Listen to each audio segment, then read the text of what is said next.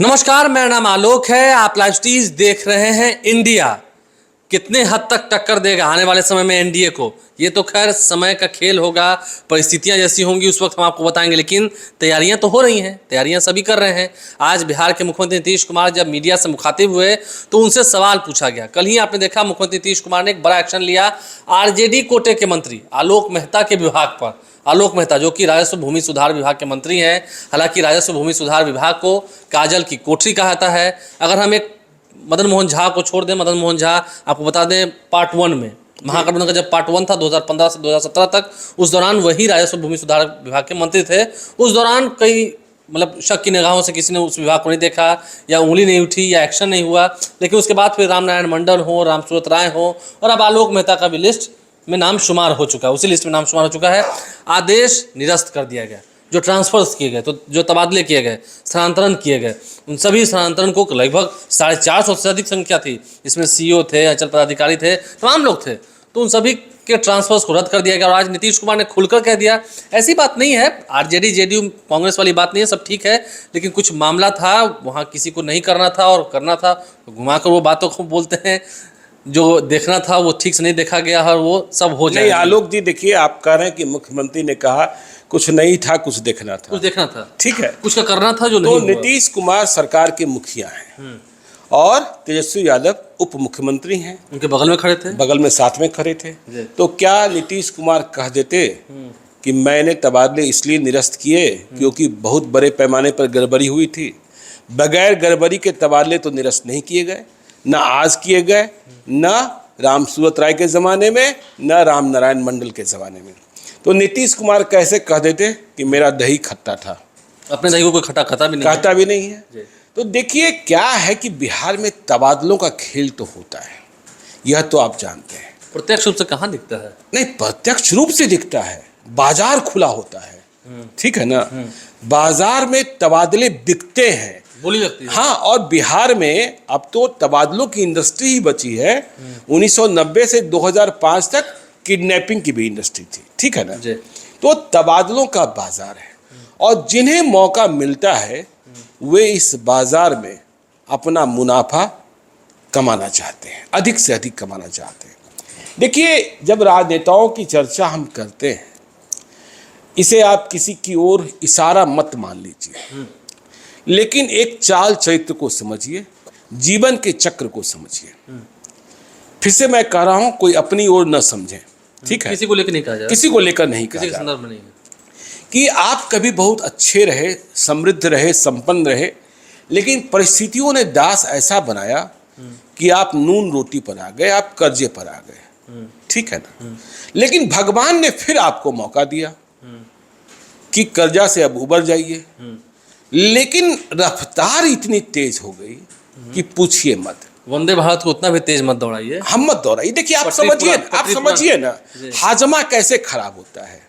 Doctor को इलाज कब करना होता है? जब हाजमा खराब होता है, पेट चलने लगता है, तो डॉक्टर के पास जाना होता है। तो जब पेट पर इतना ज्यादा दबाव दे दीजिएगा, देसी घी वाली मिठाई खा लीजिएगा। नहीं, आप नून रोटी खा रहे थे ना, देसी घी की मिठाई खा नहीं लीजिएगा। नहीं, देखिए अब चरण कैसे है। यदि हम पटना की बात करें, नून रोटी से आप ऊपर उठ रहे हैं, तो पहले रेडियो स्टेशन के सामने जाइए, सरदार जी का समोसा खाइए, हाजमा ठीक कीजिए। आप और अच्छा खाना चाहते हैं, शुद्ध घी वाला, तो मारवाड़ी आवास गृह का समोसा खाइए। इससे और बेहतर हुए, थोड़ा समय दीजिए, पेट को भी डाइजेस्ट करने का वक्त दीजिए, तो आप बसंत विहार का डोसा खाइए। इससे और आगे जाना चाहते हैं तो आम्रपाली कैफे का जाकर पनीर बटर मसाला खाइए, चिकन बटर मसाला खाइए। और ज्यादा इंप्रूव कर गए तो चाणक्य जाइए, और ज्यादा इंप्रूव कर गए तो मौर्या जाइए, कबाब खाइए। और ज्यादा इंप्रूव कर गए तो फिर बुखारा चले जाइए, आईटीसी दिल्ली चले जाइए। लेकिन आप सोचिएगा, नून रोटी से सीधे मौर्या और आईटीसी शेराटन, तो ये पेट है ना, ये हाजमा खराब कर देगा और फिर डॉक्टर को इलाज करना पड़ेगा, तो डॉक्टर इलाज कर देता है।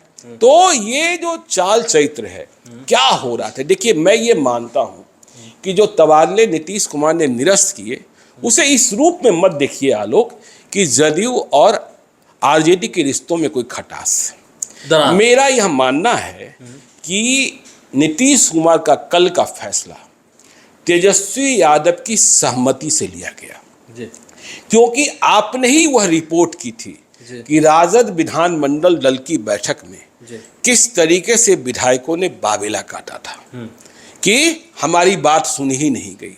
देखिए 2024 में चुनाव है, जून में तबादले का अधिकार मंत्री को होता है और यह अवसर ही इसलिए दिया गया है कि आप विधायकों की सुनिए, विधान पार्षदों की सुनिए, आप अपनी पार्टी के नेताओं की सुनिए, सांसदों की सुनिए। तो 2024 के चुनाव के पहले भी खेला हो गया। कहा जाने लगा कि भाई इतने लोग, और इसके बाद क्या, मुझे कहने की जरूरत नहीं है, ठीक है ना।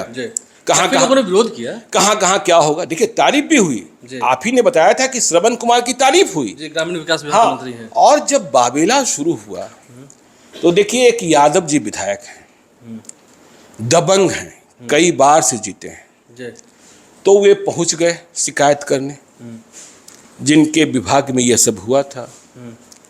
तो उन्होंने कह दिया, यादव जी दबंग, चिल्लाने लगे, बालू से भी करीब का रिश्ता है विधायक जी का। तो उन्होंने कह दिया कि भाई मैं क्या करता, आप जहां की बात कर रहे हैं वहां आपके सांसद किसी दूसरे का चाह रहे थे, तो मैं आपकी सुनता कि उनकी सुनता। तो मैंने आपकी बात नहीं सुनी, एमपी साहब की बात सुन ली, जो उन्होंने कहा था मैंने कर दिया। अब विधायक जी को गुस्सा आ गया कि अरे भाई ये क्या, हम तो उनके लिए इतना कर रहे हैं और वे दूसरे जो है वो जेडीयू के सांसद हैं, ठीक है ना, अब बहुत मजबूत वाले हैं, ठीक है ना। तो वे पहुंच गए सांसद जी के पास कि भैया आपके लिए हम सब इतना कर रहे हैं, हम अपने को जला रहे हैं, खपा रहे हैं, 2024 को सुनिश्चित कर रहे हैं, और मेरे ब्लॉक में, मेरे सर्किल में एक सीईओ भी मेरा नहीं होगा। तो उन्होंने पूछा सांसद महोदय ने, हमने कहाँ मना किया? तो उन्होंने बताया मुझे तो जवाब दिया गया, आपके बारे में बताया गया। हाँ आपके बारे में बताया गया, आपके प्रेफरेंस पर हुआ है। तो उनको भी गुस्सा आ गया, उन्होंने तुरंत फोन लगा दिया, मैंने कब कहा था आपको, क्या मैं इतनी छोटी पैरवी करता हूँ? तो जब गुस्सा, तो उन्होंने कहा कि अरे भाई मैं क्या करता सर, ऐसा मैं क्या करता, ये आए थे और मेरे पास चिल्लाने लगे तो मैंने इन्हें शांत कराने के लिए आपका नाम ले लिया। तो उन्होंने कहा ये तो बात ठीक नहीं है, यह तो आपने बहुत गलत काम किया। तो शिकायतों का स्तर यहाँ तक पहुँच गया था, बात मुख्यमंत्री तक पहुँच गई थी कि विधायकों की बात नहीं सुनी गई, विधान पार्षदों की बात नहीं सुनी गई। और जैसा आपने कहा काजल की कोठरी, राम नारायण मंडल का आपने नाम लिया, वो तबादले की सूची निर्गत कराने के बाद सीधे बांका चले गए थे, मोबाइल बंद कर लिए थे और नीतीश कुमार सुशील कुमार मोदी के माध्यम से खुजवा रहे थे। तब सुशील कुमार मोदी डिप्टी सीएम थे और वे मिल नहीं रहे थे। राम सूरत राय के वक्त भी ऐसा ही हुआ। तो देखिए ये शिकायतें जो थी सिर्फ नीतीश कुमार को नहीं प्राप्त हो रही थी, ये शिकायतें तेजस्वी यादव को भी प्राप्त हो रही थी। तेजस्वी यादव आलोक मेहता को बहुत पसंद करते हैं, लेकिन तेजस्वी यादव को पता है कि हमें विधायकों का भी सम्मान रखना है, विधायकों का भी हक बनता है, और क्षेत्र में जनता का काम होगा तो फिर, और आगे 2024 का चुनाव है, तभी तो फिर आगे मजबूती मिलेगी। अब मंत्री जी का कहना था कि जब तबादले का समय था, वक्त था, तो मैं बीमार पड़ गया था, इसलिए मैं कॉल नहीं रिसीव कर रहा था। लेकिन विधायकों का कहना था कि ये बीमार नहीं थे, बीमार थे तो कैसे फैसले लिए जा रहे थे। आपने देखा ही कल प्रोफेसर चंद्रशेखर शिक्षा मंत्री, वे अफसरशाही पर फरक रहे थे। तो देखिए अब कई ऐसे विभाग हो गए, और इसीलिए नीतीश कुमार के बारे में कहा जाता है कि मंत्री चाहे जो कोई हो, वे अधिकारियों के माध्यम से, प्राधिकारियों के माध्यम से शिकंजा कसे रखते हैं, लेकिन कुछ कुछ विभाग है जहां घालमेल हो जाता है। और मंत्रियों की शिकायतें तो रहती ही है कि हाँ बहुत नहीं चलता है। देखिए आपने कहा महागठबंधन फेज 1, मुझे एक मंत्री जी मिले थे दिल्ली में, मिथिलांचल के हैं, अभी भी महत्वपूर्ण स्थान पर हैं, मंत्री नहीं हैं, बिहार विधानसभा में महत्वपूर्ण किरदार हैं। तो वे बड़े परेशान थे, बोले क्या कहें ज्ञानेश्वर भाई, हमने पूछा इतनी पीड़ा आपको क्यों है? सब कुछ तो ठीक ठाक है, विभाग भी मलाई वाला है, फट पड़े। बोले मेरी स्थिति ये है और विभाग की स्थिति ये है कि 15 दिनों तक हम विभाग में बैठे होते हैं, एक संचिका मेरे पास नहीं आती है। ठीक है ना? फाइल, हाँ, एक फाइल नहीं आती है।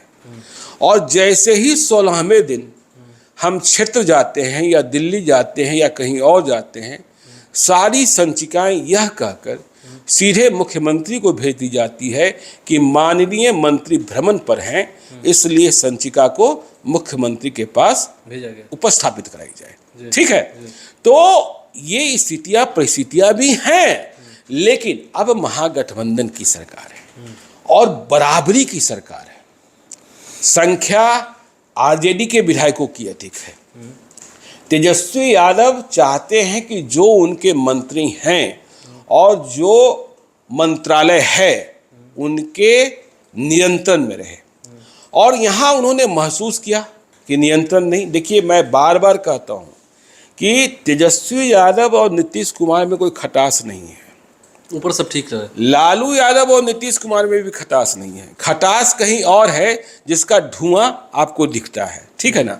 तो यह समझने की बात है और भीतर से समझने की बात है। आप रोज फील्ड में रहते हैं और जो आप रिपोर्ट देते हैं या फिर जो और भी जो लोग हैं जिनसे हम सूचनाएं प्राप्त करते हैं, तो बहुत है बताने को।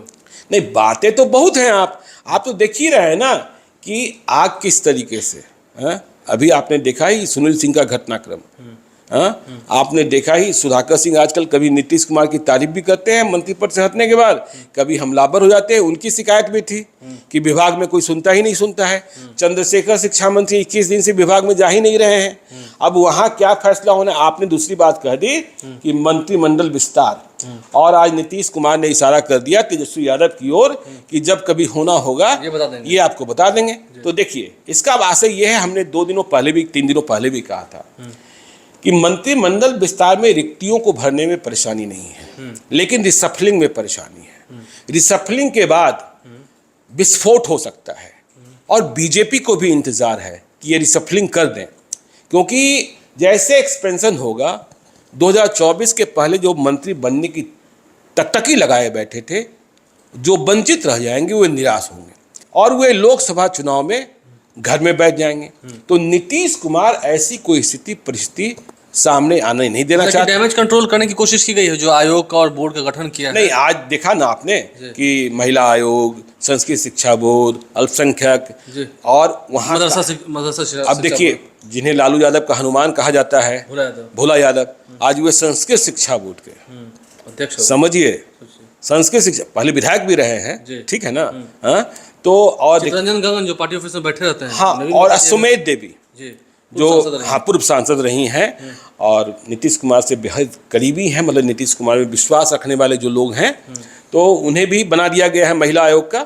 तो ये सारे प्रयास जो चल रहे हैं वो 2024 को लेकर ही चल रहे हैं और आगे आने वाले दिनों में अभी आप और कई बोर्ड और आयोग को गठित होते देखेंगे, क्योंकि नीतीश कुमार, लालू यादव, तेजस्वी यादव में सहमति बन चुकी है किसके हिस्से में कितने बोर्ड आयोग, और उधर ध्यान है। देखना होगा क्या फैसला होता है, लेकिन सब कुछ देखा जा रहा है और बिना आपसी तालमेल के कोई भी एक्शन और रिएक्शन, यानी कि किसी को फल देना हो या किसी को सजा देना हो, वो बिना आपसी सलाह के, सहमति के हो ही नहीं रहा है। यानी कि ऊपर में तो ठीक है, लेकिन नीतीश कुमार भी सबकी खबर रखते हैं। नहीं, खबर तो रखते ही हैं। हाँ, खबरों की खबर, कोई ये ना मान ले कि वो घर में बैठे हुए, खबरों की खबर रखते नहीं। आजकल कहाँ घर में बैठे, आजकल तो जब मर्जी होता है निकल जाते हैं, पहुंच जाते हैं इनके पास गोलंबर भी, फल दुकान के पास, बोरिंग रोड चौराहा पहुंच जाते हैं। आजकल तो उनके सुरक्षा कर्मी परेशान रहते हैं कि कहाँ किस वक्त कह देंगे और बगैर वायरलेस संदेशा के निकल जाएंगे। तो शहर देख रहे हैं और सब कुछ भांप रहे हैं, काम भी देख रहे हैं, काम कितना हो रहा है, कहाँ कहाँ काम अधूरा है, उन कामों को पूरा कराने का भी आदेश दे रहे हैं जगह जगह जाकर। आप लाइव 6 बने रहें, हमारे चैनल को सब्सक्राइब कर लें, साथ साथ फेसबुक पेज भी लाइक करें। धन्यवाद।